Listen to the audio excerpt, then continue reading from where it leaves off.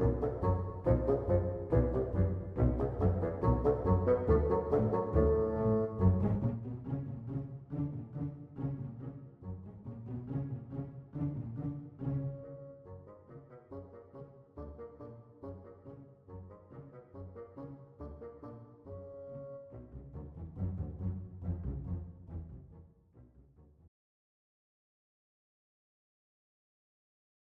computer.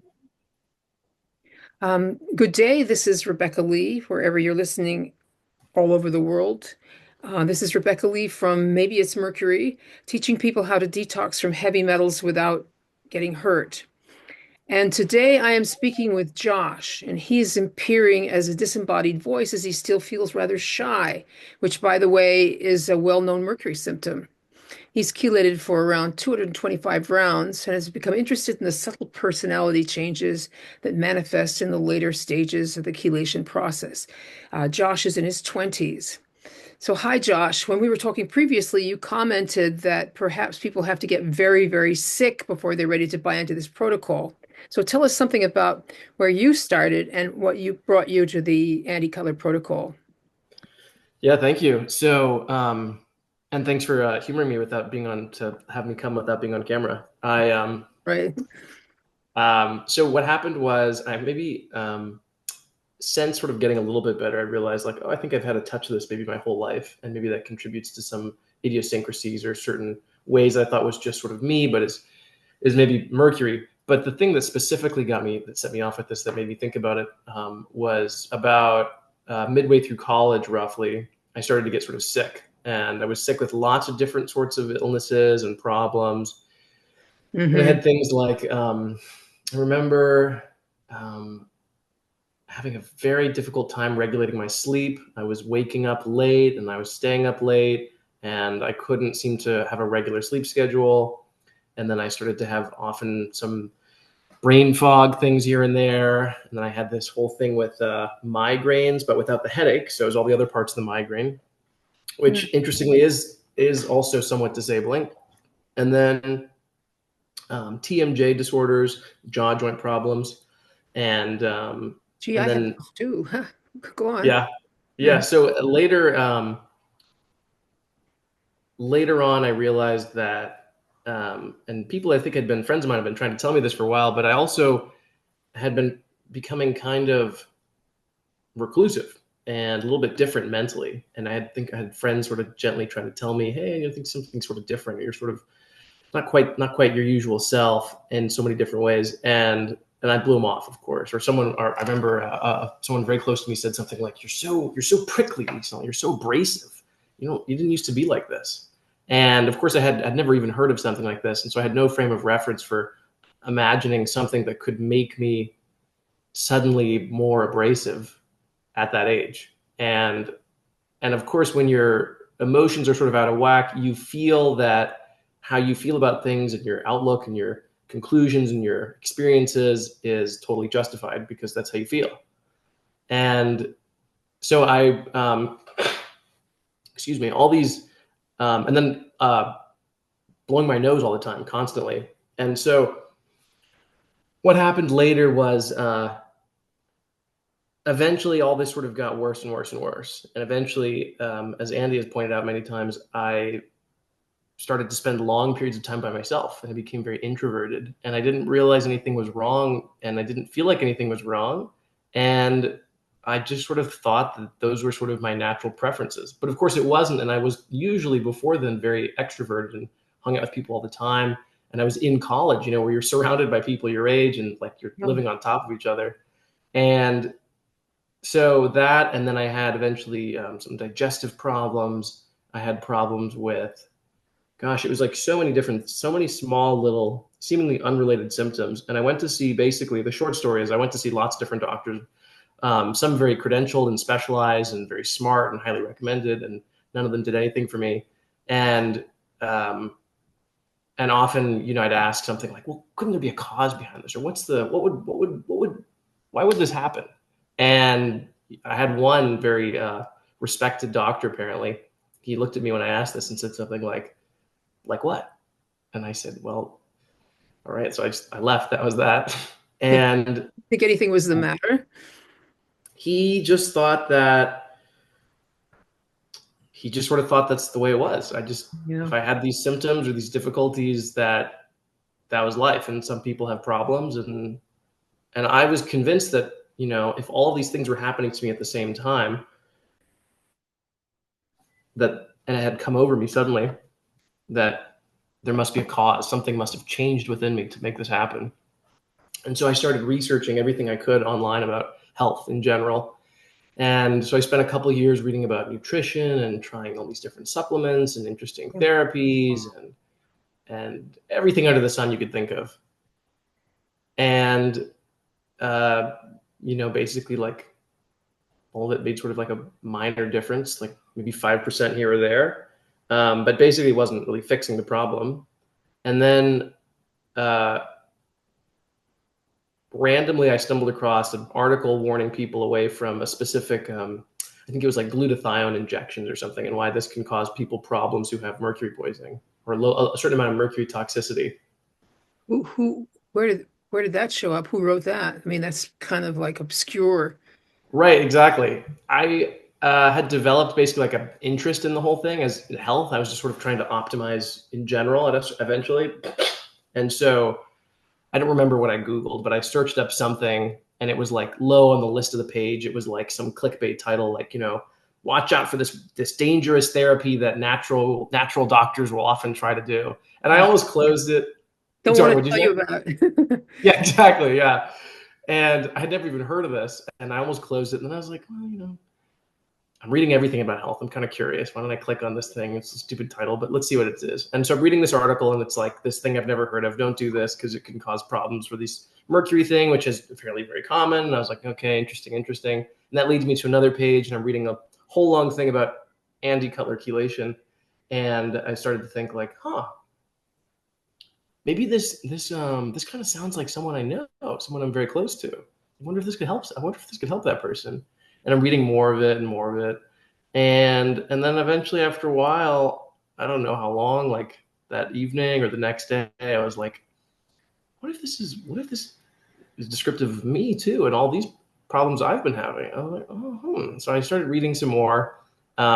But it was totally random, and I think that was really providential that I happened to stumble across this thing. So that's basically the long story of how I got to hearing about this in the first place. Yeah, I think providence is involved sometimes in this. I would say that, of course, the internet kind of encourages providence nowadays. Providence, Hmm. like it gets to act more now that we have the internet. Yeah, absolutely. And I realized, excuse me, much later that the Weston A. Price Foundation website actually has a brilliant section about anti-color chelation and mercury-related things that I imagine I might have gotten to eventually on my own, but I didn't for whatever reason. I'd read everything else on the website except for that. And so basically what happened was I was reading about this and I just thought, you know what, like, why don't I just try it? Because I had never had amalgam fillings. So you So I didn't didn't have have that any. big hold up. Yeah. Exactly. So, and so I didn't have any, dental work or specs I had to get checked out or anything like that.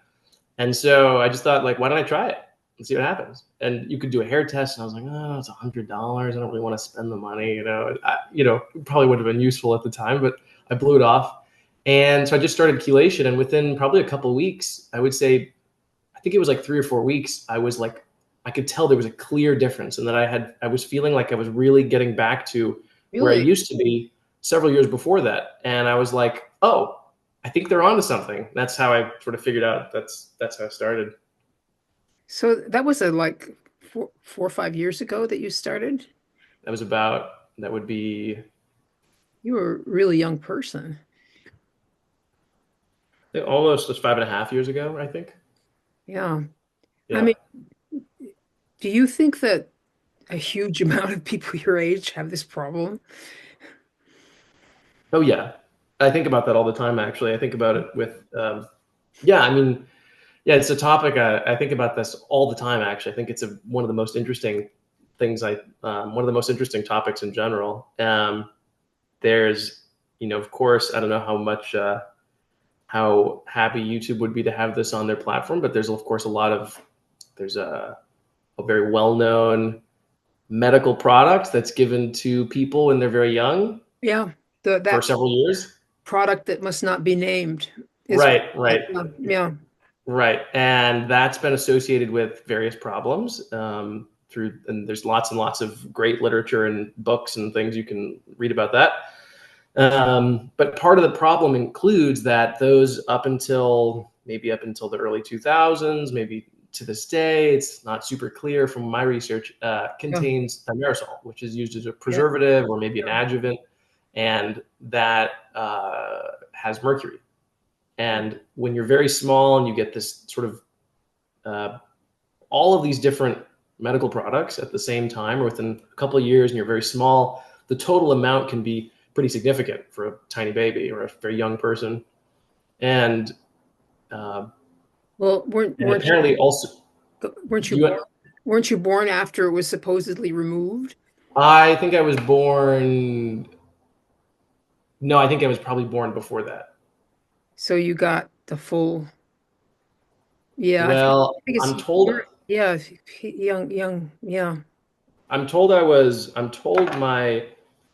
had like lots of like little minor health problems when I was very young, and so we went to an yeah. interesting holistic doctor eventually. And my mother told me that she stopped this with me when I was 6 years old, and that I think it's supposed to go until about 9 years old nowadays.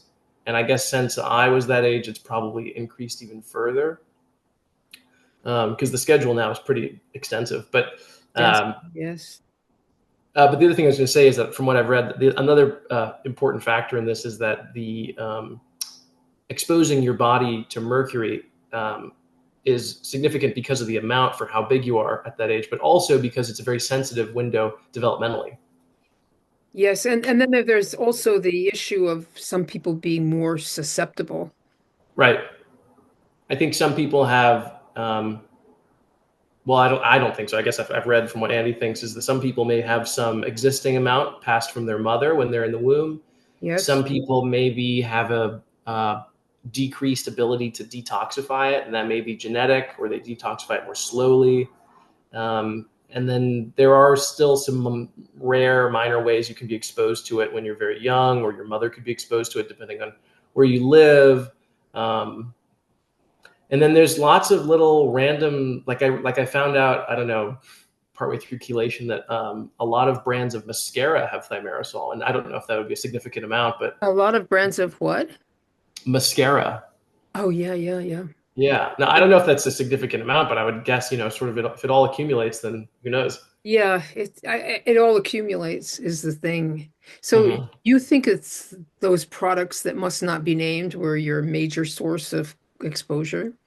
Is I mean, that and my own mother had a mouthful of amalgam fillings. And then okay, her yeah. mother was I never met her, but was very, very schizophrenic, like apparently, which we know is well associated with mercury, like apparently quite Very schizophrenic. well associated with mercury. So you Right. got your first dose in the womb, as so many people do.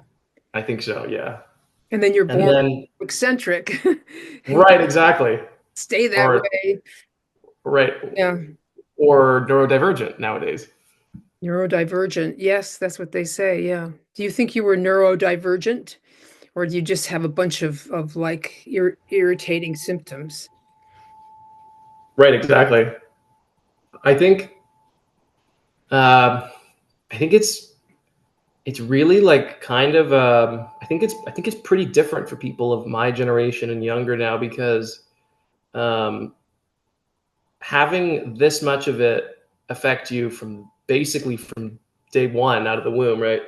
Yeah. I think is pretty rare compared to what used to be the case back when it was mostly like amalgam fillings. And often those people I mean, the anecdotes I've read, they can point to a specific day in elementary school or middle school or something where they had all these fillings put in and then it caused problems. And That was it. Yeah.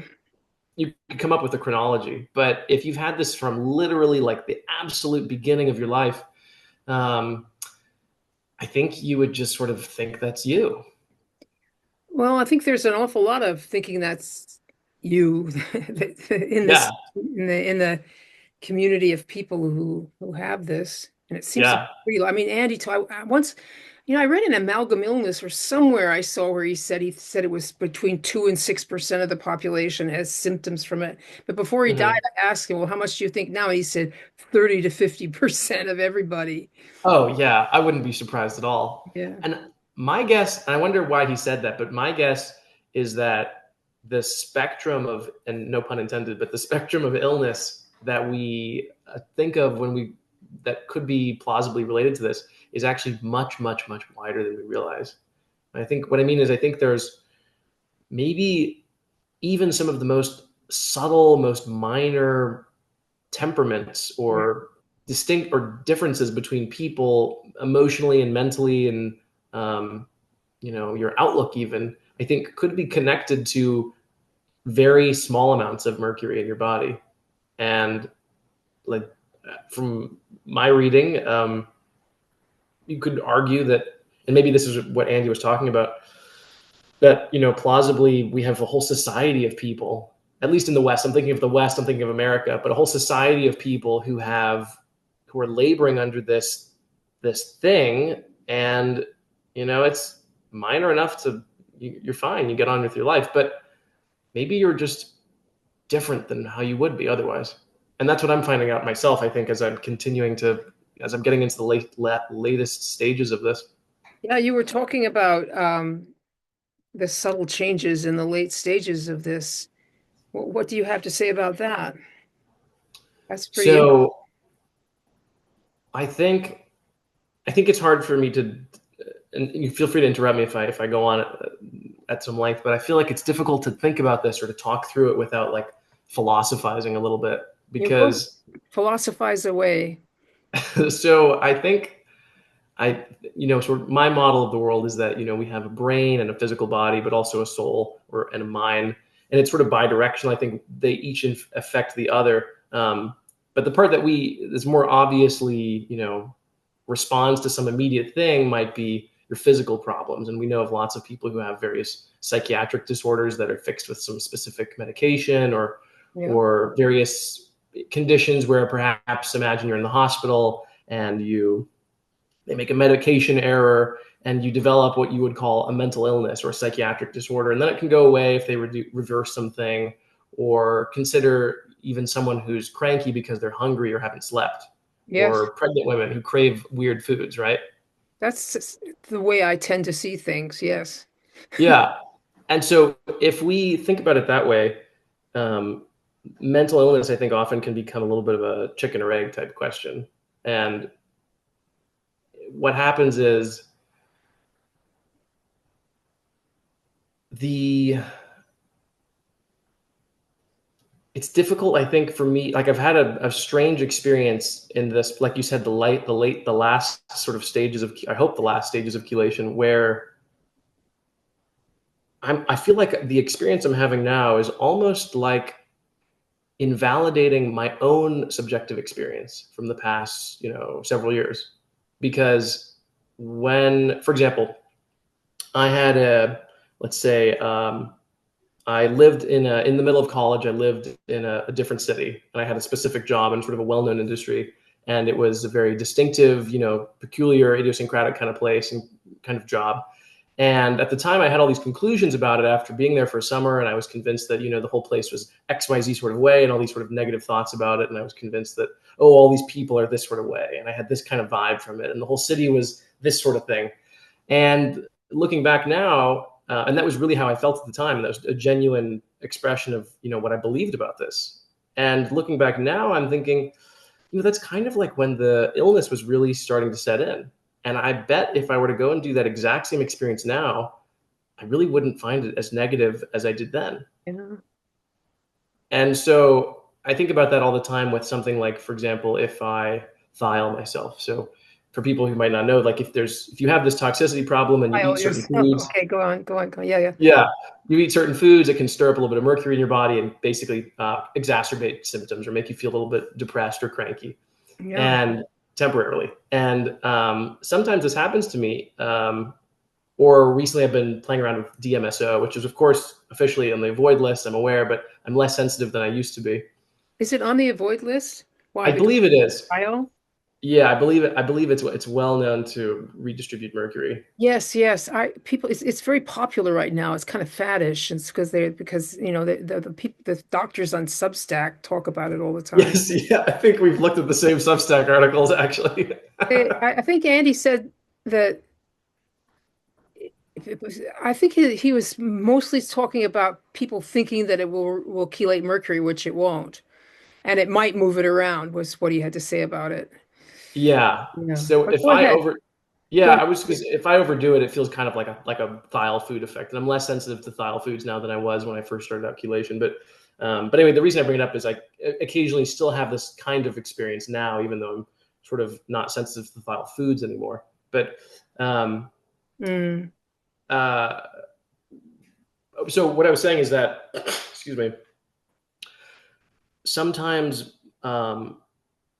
when this happens and I'm in this sort of cranky or depressed or kind of, melancholy mood, sometimes I start to sit and ruminate and think about things, and I'll reflect on, life or the future or what I'm doing or my plans for this or that, or I'll are remember those some. monsters who poisoned you? Do you ever think about them? That's a kind of that happened when I was so young, so not exactly. I mean, it's sort of You got past that. in Okay. an abstract like public health sense, perhaps. All right. Well, go on.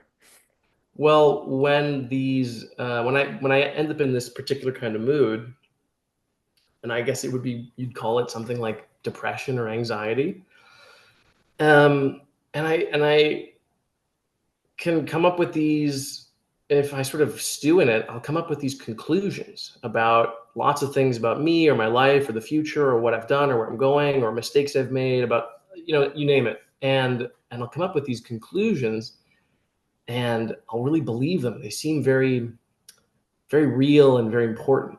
Mm, And they're always, of course, negative and depressing or upsetting or fearful. And then, a day or two later, I'll feel totally normal again because the redistribution has subsided. mm, And I'll remember from just a day ago that I had this experience with these conclusions that I drew, and I'll say, oh my gosh, like that's absolutely not how I think. And actually, I feel very positive about all these things. I think I'm going in the right direction, and I'm working on this, and I'm working on that, and this, thing with the job might work out nicely, and this thing I came up with on my own, and could look pretty good, and I'm going to go on this trip in the future, and that'll be fun. I'm excited for that, and totally my perspective on things has done a big 360. And you could, I guess, describe that in like on its face that might line up with certain well-known like psychiatric disorders, but the fact that it happens so consistently with things that we know redistribute mercury or with chelation, and then never happens, of course, if I don't thiol myself or I don't mess around with too much DMSO, makes me think that, wow, like if this were your state of mind all the time, yeah. then you would have a pretty crummy outlook on the world. And I think you would really start to believe these things, and you would become sort of an unhappy, Yeah. cranky person. I'm just gonna I keep thinking about lead right here. I mean, Right, because right. the person talking about lead toxicity, when they're due to do a round, Uh-huh. that they get angry head. Uh, Wow. they call it angry head. Do you think you got exposed to lead? Did you ever think chelate for that with DMSA? No, no, and I hadn't heard that before. That's very interesting. Yeah. I have never. I don't believe I can't think. I've thought about this before. I don't think I can think of anywhere I would have been significantly exposed. And I have done my hair test was the most recent hair test shows fine mineral transport and low lead. Oh, really? And Your mineral yeah, transport has. Did you ever have a hair test that showed it being off? unfortunately, no. So my first hair test was done after like 3 years of chelation. Oh, okay. So Yeah, you bring on symptoms, which is, fine. I mean, right, reacting to the lipoic acid. right. Yeah. I definitively noticed the biggest thing for me that's most obvious is that I become a completely different person if I eat even a small amount of cilantro still A for completely several days, for 3, 4 days, so four. I think the last time I guess it might be almost a week where I'm not quite myself. that bad. Yes. Uh, Well, it certainly does make one philosophical when you start looking at how your personality is affected by Right. chemicals. Right. Yeah. And that maybe you can't really depend on it to be something stable and fixed. As I was, Well, not right now. I'm optimistic that it won't be you're the going to case forever develop with. a stable and fixed personality. I think I was more. I remember a time when it was much more stable and fixed before this thing really set in and started to cause problems. Well, seeing your personality that, yourself that way is not a bad thing. I mean, Hmm. Buddhists work on that for years. It's Hmm. that Oh in yeah, absolutely, to get that insight. absolutely. Yeah. Mm, I think like I'm just very grateful that I had a clear before and after. Because like you were saying, I think that it's difficult to persuade people that this might benefit them if they've kind of been the one way their whole lives.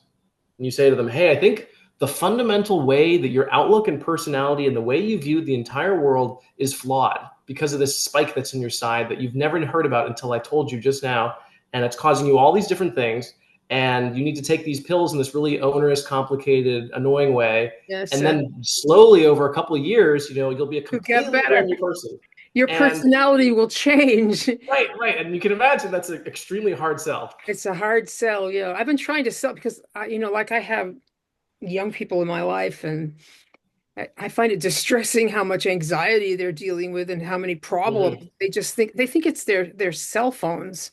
They think it's their cell phones. Of course, cell phones may have something to do with it. So I had one young woman, like to the point of starting, and then she didn't. So it's just Hmm. so I'm surprised that you actually did it, you know. I was desperate. That's what happened. I had tried everything else. So you think you got bad enough so you're desperate. Yeah. Yeah, and I just had this feeling of like malaise and like Yep. just I don't know how to describe it, but sort of like this all-encompassing kind of bad feeling in my body and in my mood all the Yeah. time. Yeah. And I was just sort of always that was like the first thing that went away. I guess you could call it, if you were to literally describe it, it would be quote unquote depression or anxiety, but not exactly right. I think it's not that I didn't have motivation or that I was fearful. It was just sort of like this discomfort in my own skin in general. Well, the procrastination is listed as a big Mercury symptom, and I feel it as an inability to do anything. It's like Yeah, like a right, barrier stopping you from doing the things you need to live a happy life or do anything or accomplish right. anything. It's just like it's you come up, Absolutely. you can't get past it. Yes. And then all of a sudden, one day you wake up and, oh, hi, I can Right. call 5 people on the telephone, no problem. Yeah, exactly. All of a sudden, all these things that were like would take up a certain amount of mental brain power now Yeah, don't. And I'm like, yeah, just I'm like like, how did I live like that? That's a tough way to live, and it was. and then it kicks back in again because you ate some cilantro or something. Right. But Right. you have you have the insight to see what's going on. And that's an Right. insight, yeah. Most I people don't guess. have that at all. Yeah. Yeah. It's like a lot of introspection, basically. And I wonder if that itself is connected to Mercury, because I know lots of people who, that I would describe as, from what I can tell, have none of this in their personality at all. And they also don't seem to be extraordinarily introspective, deep, pensive people who are always ruminating about one thing or another. They just sort of live their lives and they make decisions and they're more instinctive and more decisive. And, they're in a sort of a confident mood because they're not second guessing themselves all the time. And I'm becoming, I think, more like that. More like that. Well, maybe you I have a think so. sort of depth to your personality because you've had these others experiences too. I mean, Right. I often ask people, is there any gift that this stuff gave you? Any gift you got from it? I think there's probably a connection. I mean, I think in the empirical in the literature, there's probably a connection between this and autism spectrum disorders, and maybe Oh between yeah. this and or between autism spectrum disorders and maybe, and I don't want to try, I'm not trying to puff myself up here, but maybe intelligence of a certain kind, and or a certain kind of analytical approach or a certain kind of cognition that I think is unusual if you don't have this developmentally. And I believe Andy himself commented on that. And so I Well, think there can be. yeah. Sorry, what? I asked him once if mercury toxicity made you smarter, Uh-huh. because it does seem to be, yeah, it does seem to be something that goes along. Hmm. And he said all he would say was, "It's definitely a risk factor."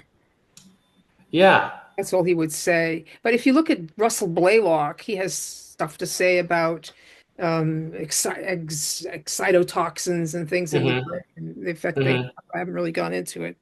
But yeah, people who have mercury poisoning tend to be kind of brilliant and eccentric. Right. A little nuts, a little, it's like you've overclocked your computer a little too high, and it Turn, works. turn up the It's speed, faster, but it's also very hot, running very hot, and sometimes it starts to smoke. starts to smoke, and then you get dementia, and you Right. wind up in a memory care and you die. Yeah. Oh, I hope to avoid that with this chelation. Yeah, you've certainly avoided that. That's not going to happen to you. Yeah. And me neither. Yeah, Rebecca, I think I've heard a little bit that you yourself at one point had actual dementia and now you don't. Is that right? Well, in retrospect, I'm just going by what my daughter told me, and Uh-huh. was a professional in gerontology. She ran Hmm. a caregiver agency and worked with elderly people, and Hmm. she told me that she and her siblings, I guess, thought that I was Hmm. getting early onset dementia, and that Mm. she was, quote, scared to have me babysit her children. Wow. Yeah. Do you So have I wasn't completely aware of it myself, but I guess you're not, when that happens. But, right? Wow. as So you said, is there a does it feel like, thinking back to that time and comparing it to now, does it feel very different, or did you have memories from then that were kind of a certain way, or not exactly?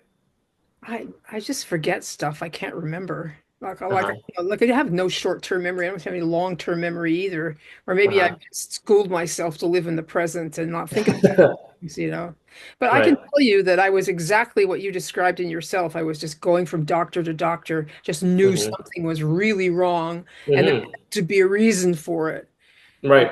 I went to a lot of different doctors. I Oh did yeah. East medicine, and I did acupuncture, and I did this acupuncture. So, and that I went to a acupuncture neurologist. I went to Right.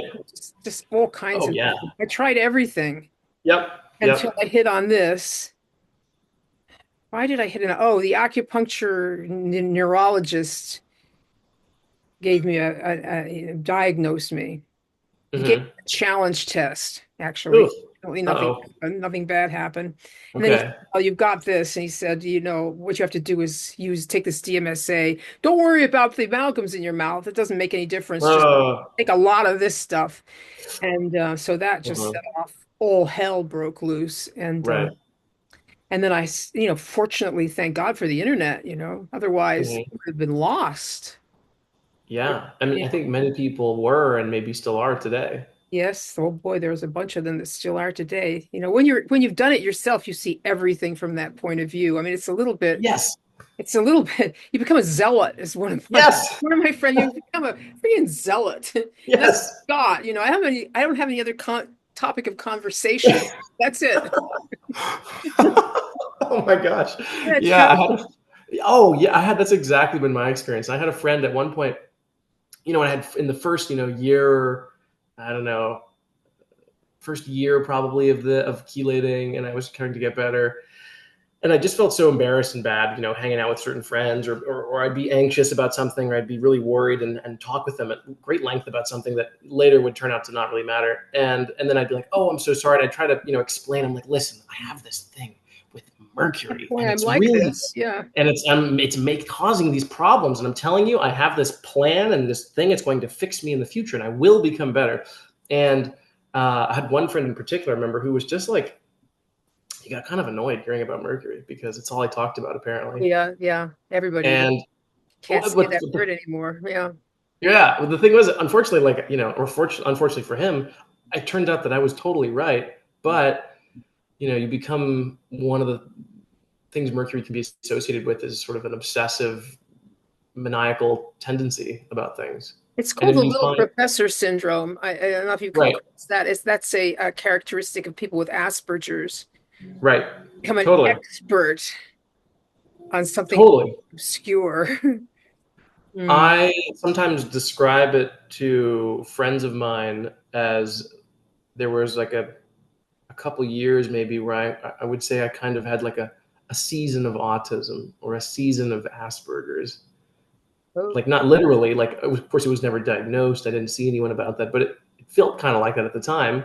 And thinking back to myself back then, it felt kind of like that. And now hopefully less so over time. And yeah. I'm sure maybe some friends of mine disagree with me now, but hopefully not. And I think it's gonna keep improving. Yeah.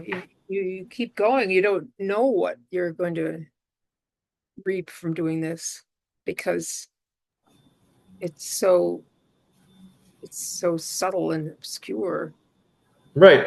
in the latter stage. Exactly. Yeah, yeah.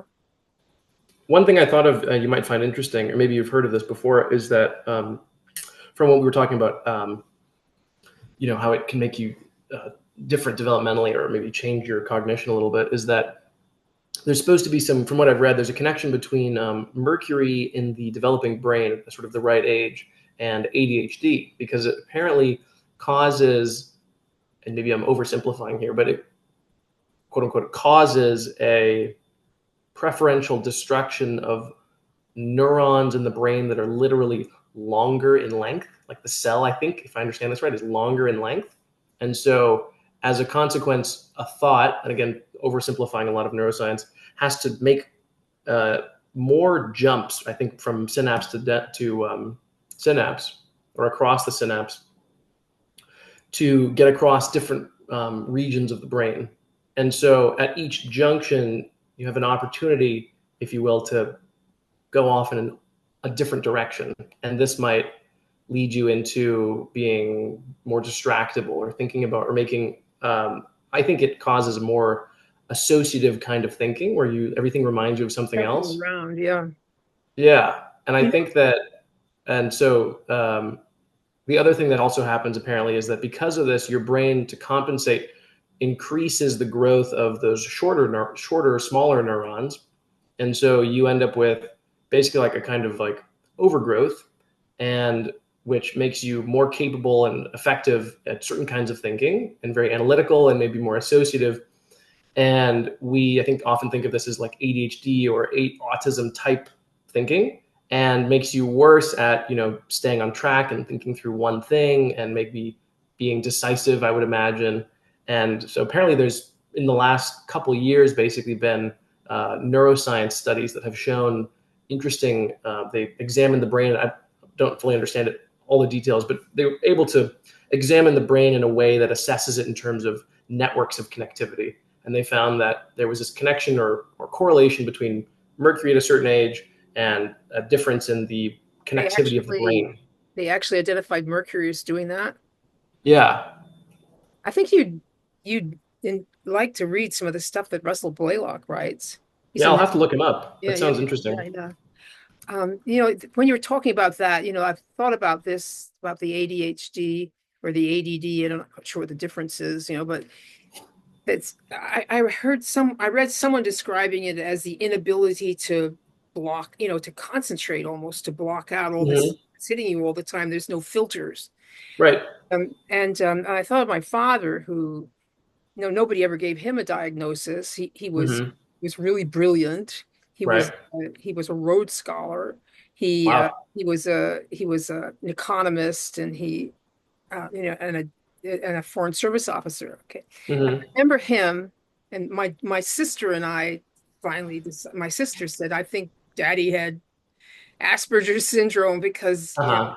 he became an expert on African politics Uh-huh. and the yeah, it was and Sub-Saharan Africa?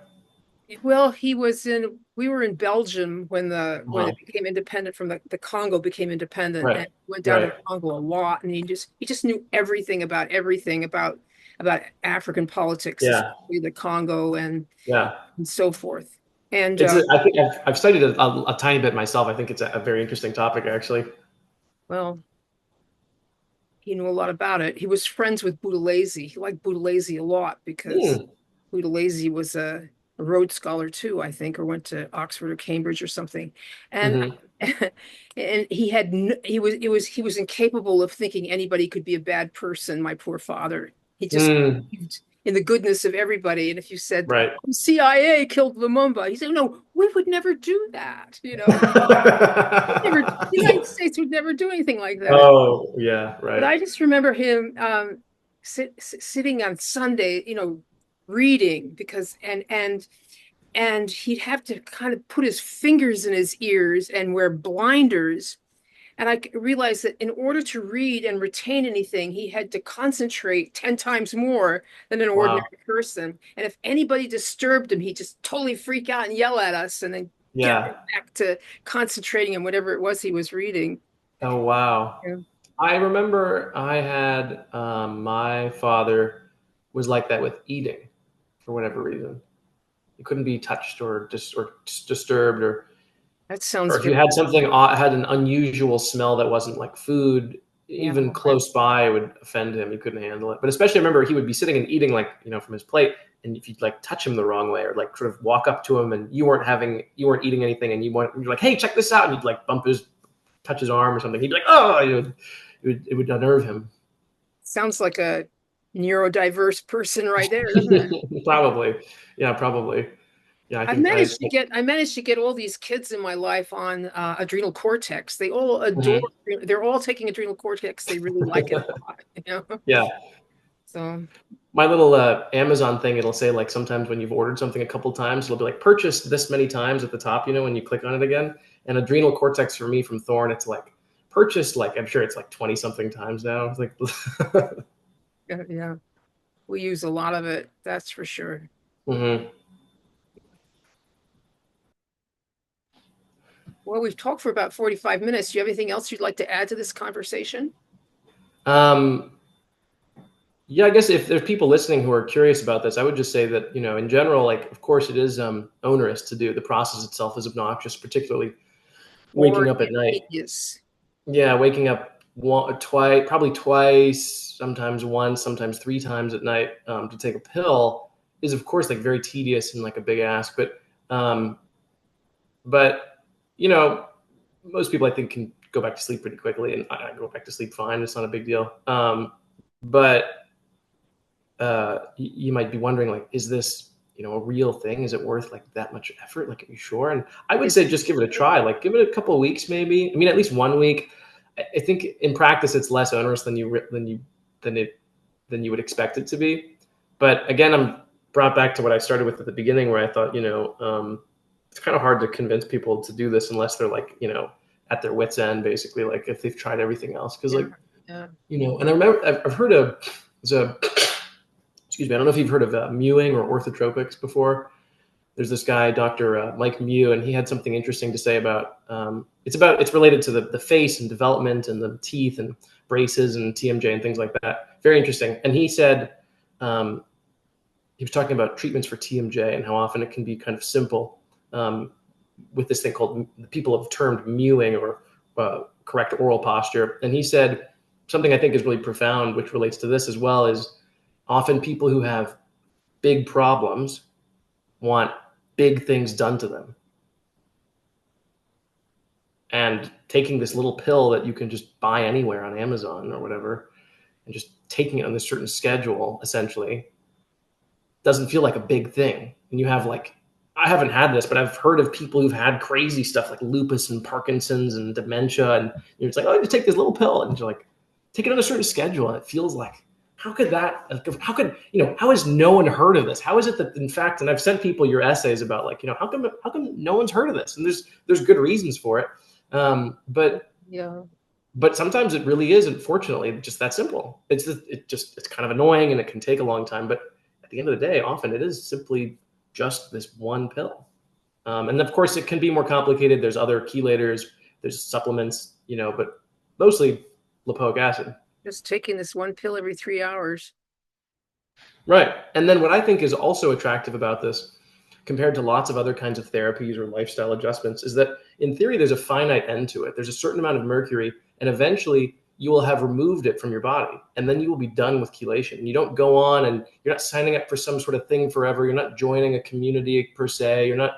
It's not very culty. It's not like a thing that you're going to kind of, I have to consider my nutrition forever, which can be important as well. But you do this, and then eventually you were done and you've finished and you move on with your life. And you could look back and think, I'm hoping in a couple of years, maybe or next year, to look back and be like, wow, what an experience I had. But it's finished. It's over. It's in the past. It's in the rearview mirror. And there's lots of other therapies and medications and things that they sell it to you as you just do it forever.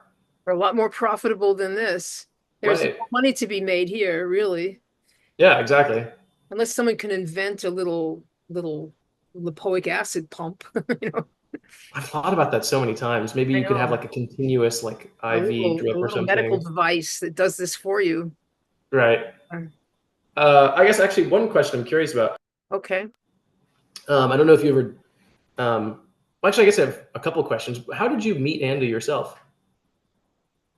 Oh, I met him on the before the Facebook group, there was a Yahoo group, Mm-hmm. and people were on there discussing and talking and this and that. And he used to comment on there a lot. Mm-hmm. And my chiropractor or my dentist said, this Andy Cutler is coming to Vermont to lecture. Mm-hmm. So Biotics Research sponsored him, and there was a like a bunch of practitioners and doctors and Andy giving Mm-hmm. talks. And so I was Wow. really excited, and I went to that and I introduced myself, and I asked him some questions, and I, Uh-huh. I wrote it up. It's on my blog. It's one of the first Mm-hmm. blog entries on my website Oh, about okay. met the great man himself, I call it. And then I wrote that up, met the great man himself, and put it on the Yahoo group, and he thought it was Uh-huh. really funny, and he replied. Oh, wow, that's great. And then years later, he was talking to Chris Homme, who's since died, who was really into this. She was a scientist, and she suggests he was looking for someone to write a book. He'd had a rather bad experience. He wanted someone to write a book for him with him, and Right. he had a rather poor experience as someone who was a little bit mentally ill and had problems for Mm-hmm. him. And he had a difficulty relating to women. He couldn't understand, like No. emotional chaos. It was, Andy or this other guy, you mean? why are they doing, why is this person behaving like this? Because not only was he mercury toxic, but he was an engineer. Sorry, you're referring to this other guy or you're referring to Andy? I'm referring to Andy relating to this other person who was supposed to write a book with. And so Uh-huh. Chris suggested that he contact me, and he did. And I Mm-hmm. got a message from him, and it was like, oh my God, Hmm. what a stroke of opportunity for me. Right. I was just so excited. So we started working on this book together, and we worked, I don't know, 3 or 4 years Wow. writing it. And Wow. I thought it was just going to be a little pamphlet, but it turned out to be Uh-huh. the whole book. And then he died, of course, right Wow. before it was finished. And it was just awful, but Very sad. managed to, yeah, The managed book, to, anyway. yeah, the book was very helpful. I mean, I think Yeah. it's difficult to find like direct, do this and then do this type instructions in amalgam illness. Well, So your we book is always very cool, and I like, just love how on the back it says something like, deliberately written for the very brain fogged person, and that was definitely me, and I loved how you just it was so simple, and you just said do this and then do this. I was like, have this problem, go to this page, and it was just I was like, oh man, like yep, that's why I did it, because I understood, how messed up people are. And one of my friends said, well, amalgam illness is sort of like reading scripture.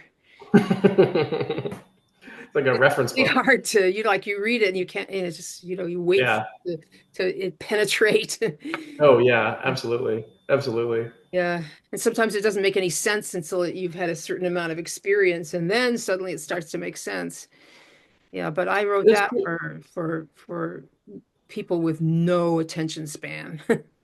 Yeah. Oh, yeah. It was very helpful. Yeah. And there's been, I feel like I think I've read through Amalgam Illness in its entirety, but occasionally even still, there's moments where I'll look some specific thing up and I'm like, oh, and it's the I never exact read answer that I needed. before. Oh yeah, Yeah. right. Right. I come across stuff and says, I've read this thing 3 times. I've never seen this before. Right. Exactly. It's a long book, right? It's a long Yeah. book and it's not very well organized. Yeah. I guess I could. Yeah. His girlfriend claims that he it's organized according to the way scientists and engineers think. Hmm. Perhaps that's true, but I just thought, well, that's not who's reading it. Well, I think yours and his books are complementary in that way. Yeah, yeah. So, what was the thing I was going to say?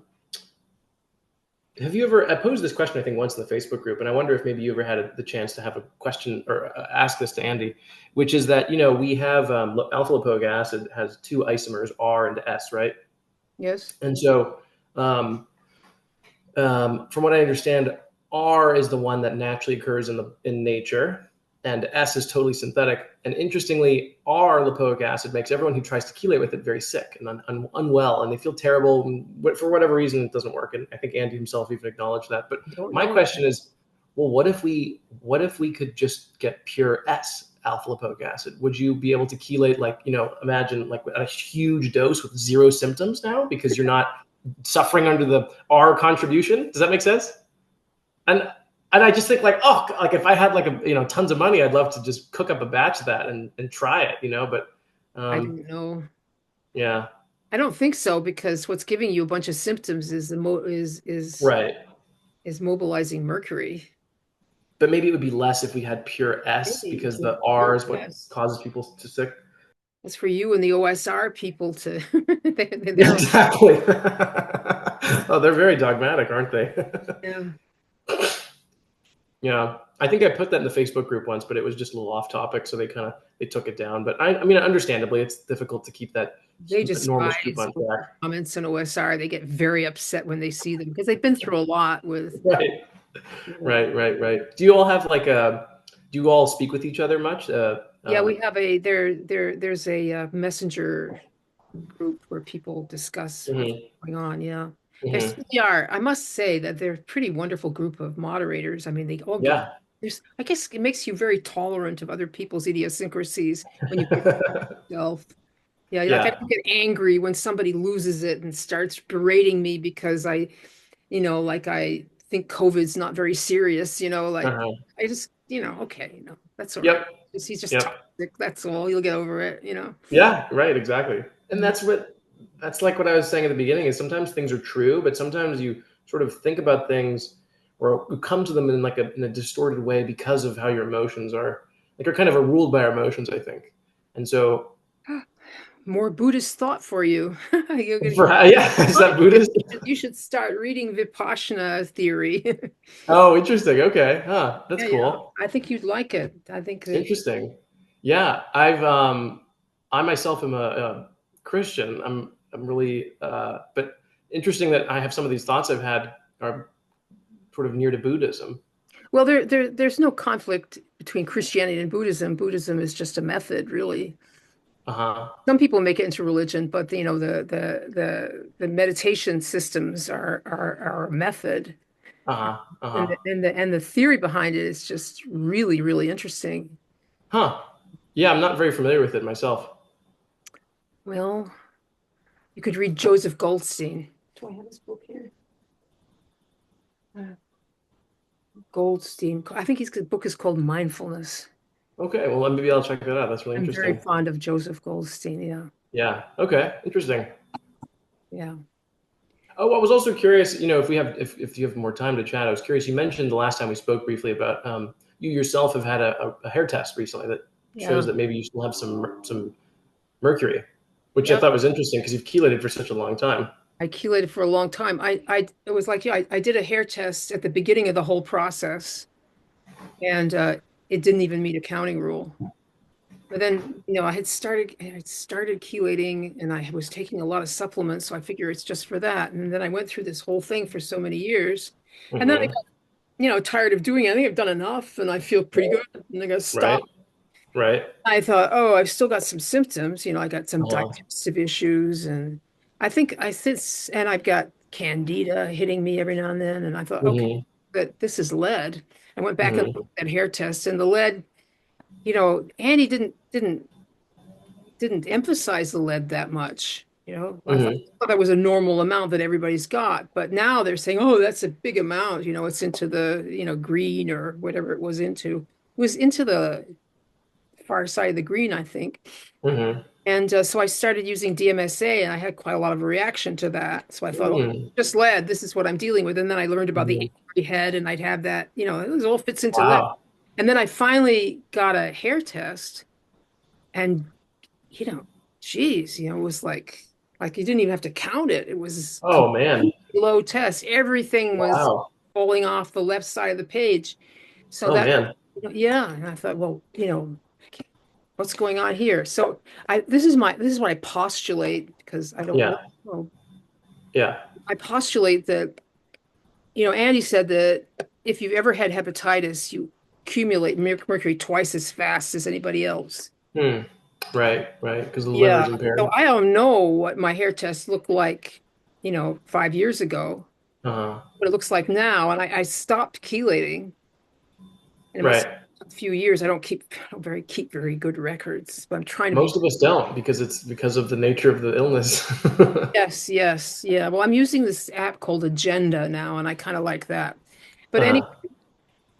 I don't know if I had, like a normalized hair test in between, but Hmm. it's not normal now. And Hmm. um, and So that's your first test? that was my second test. The first one I did 10 years ago, and Oh, I see. Were yeah, those similar? no, they didn't have anything in common at all, and it was fairly high Is it mercury. possible? Huh? I mean, Was it a yeah, mistake? I don't know. yeah. Huh. But I seem to be reacting to the to chelating with alpha lipoic acid. So I'm just setting myself up to, I've had a lot. I was that hepatitis thing. I've had a lot of Hmm. hepatitis. I had Hmm. hepatitis Hmm. for 30 Hmm. years. I have a Right. impaired liver. So Right. Right. my postulate that maybe I just like it just built up again and I have to, Right. work at it. Perhaps. I guess I'm so curious to think about it a little bit. Of course, I don't mean to try to tell the author of the Mercury Detoxification Manual how to chelate, Oh, tell me what to but tell me. I'm well, interested. I'm wondering, like my first thought is, what if the lab made a mistake? Like, would it be worthwhile to Yeah, get a I thought second of that test? too. I thought of Would that it too. check just to get a second one, just to be sure? Because maybe they mixed, maybe it happens. They mixed me up with someone else. Perhaps, Yeah. perhaps. And then the other thought I had is, if you are accumulating it, whether with or without some liver impairment, like where would that be from? Like, what would be the source of it? Well, yeah, what would be the source of it? I don't know, like saltfish and Ackies. Like Yeah, I cook a lot of Jamaican food because I'm married to Jamaican, yeah, and uh-huh, I eat a lot of saltfish. And that's dried cod. I eat a lot, so we eat some fish. I don't know where could it come from. Maybe huh. it was from where I lived. I just moved, and Right, where I right. lived in Burlington was just up the street from a crematorium. It was Oh, geez. closed for a long time. Oh, yeah. Wow. But it was a funeral home with a huge chimney stack on it. So, Right. maybe I was just getting exposure from living in Burlington. I don't know. Well, that makes There's some really plenty of sense. lead there. Right, Place of course. full of lead. So I'm really glad to be living out here in the country now, and I Yeah. feel better after. I can chelate at 250 milligrams of lipoic acid, and that's a Yeah. huge Wow. dose. So I myself am at 200 now. yeah, that Yeah. means you're far along. So Yeah. maybe Well, I'll I do wonder. a test and see if I get a different result. Yeah. Yeah. I mean, a couple thoughts that come to my mind real quick maybe That. are, suppose there's a someone maybe like dropped a light bulb in where you're living now, and I guess you could test that with like a Jerome monitor, perhaps. Maybe you're breathing that in. And yeah. Maybe uh, maybe you stopped chelation prematurely because you could have gotten more benefit from just increasing the dose. Have you ever tried higher doses? I went up to 600 milligrams once, and What's that feel like? yeah, yeah, I did 600 milligrams, and I got symptoms from it. It was like really Uh-huh. uncomfortable. I could do it, but it was uncomfortable. Yeah. And then one of my colleagues said, the point isn't to get every last molecule out of your body. The point Uh-huh. is to Uh-huh. feel good, like, so don't go Right. chasing every last, ion of mercury and Right. Right. Exact. pull it out True. of storage and racket it around your body and make yourself feel miserable. The point is to not have symptoms and to feel well. So I said, True. okay, I went True. back to 200, and that Yeah. apps don't have a lot. I get psychological, when I did this lipoic acid round recently at 250, and I would say that, what you were describing, the psychological stuff, Mm-hmm. Mm-hmm. life has no meaning and everything sucks. Mm-hmm. And We're then just kind of like but just it's sort like, of oh, I feel okay again. yeah, and things are going in the right direction. Everything's looking good, Yeah, and your plans are all working out. life is Yeah. good. Life is good, and the Right. plans are all working out. Right.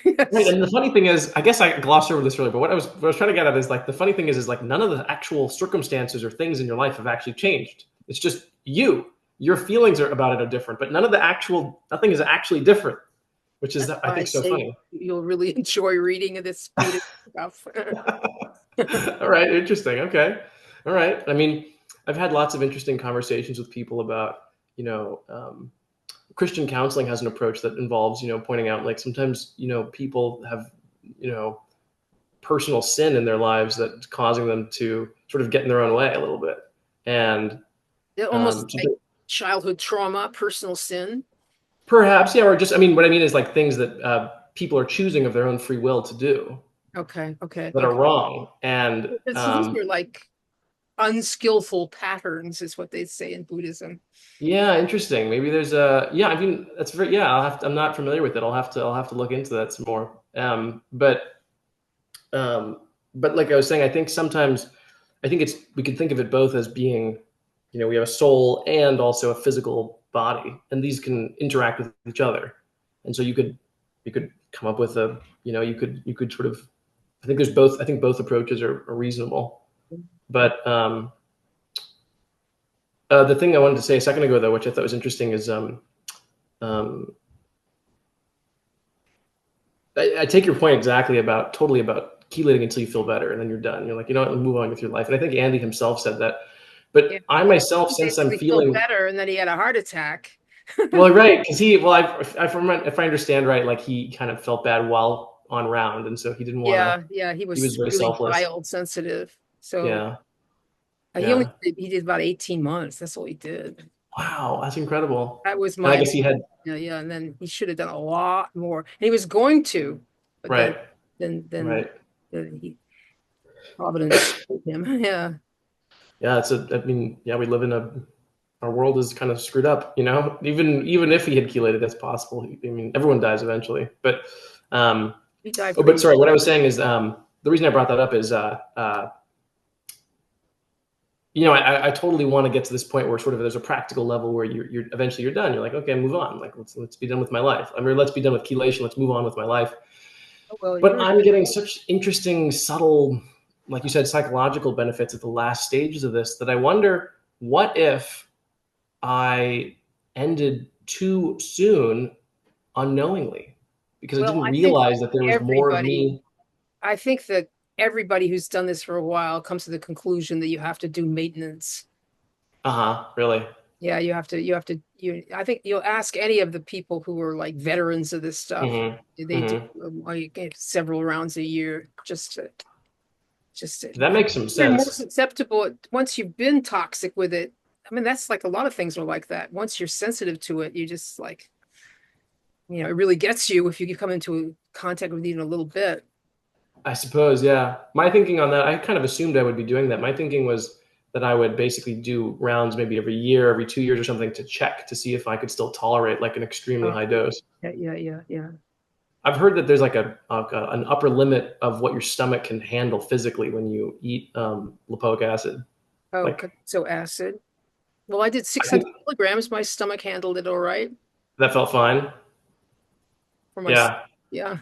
I think I looked up in the group one time and I saw some things where people were saying that it seems like somewhere around the 600 to 1,000 milligram range every 3 hours. You're going to start to like, I think a lot of people said they got up to about 600 or 800 and then they puke immediately because it's just like way too much at once. You just Right. cannot tolerate it. Well, that's your body saying, this is way too much. Right, right. So I'd like to get as close to that limit as I can, and then, Right. Well, we'd and be then just, interested in following your experimentations. yes, yeah. Well, thank you. Yeah. Have you, um,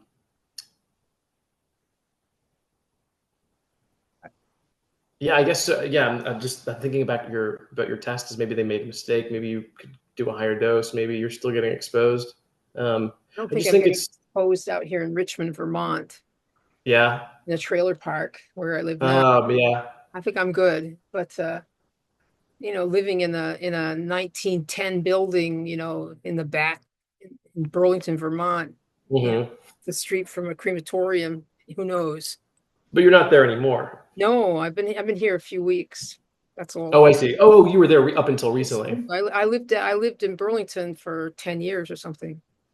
Oh, I see. I see. I was just thinking maybe if you're experiencing symptoms recently, then it's because of No, recent no. exposure. Yeah. Well, I got a lot of things wrong with me. I mean, I've got a lot of Mm. conditions, like I've got Oh, okay. Uh-huh. leukemia, I've got chronic leukemia, Oh, I have liver cirrhosis left over from the Hep C. I have a uh-huh. lot of stuff going on. Oh, yeah. Wow. Gotcha. So, like Huh. if I get symptoms, it could be from any of those things. And so, and any of those things could have been caused by mercury toxicity and Right. or lead. Who says that leukemia is not caused by lead, because the lead's right in there with the bone marrow.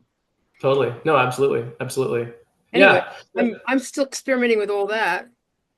Yeah. The reason I thought it was so interesting to talk to you about it is because, I have this hope and I hope I can communicate to other people who are starting this that, maybe there will come a finite endpoint. And so I was just interested to hear that you've done it for such a long time, longer than I would expect anyone would do it, and still getting some benefits. So I was just trying to hopefully not discourage people who are thinking about doing this, that, from my understanding, and most people, there is an endpoint. There is a day in which you will stop and you move on with your life, but maybe not There's a lot always. of people that have stopped and moved on in their life, but we're all mortal and we're subject to, Yeah.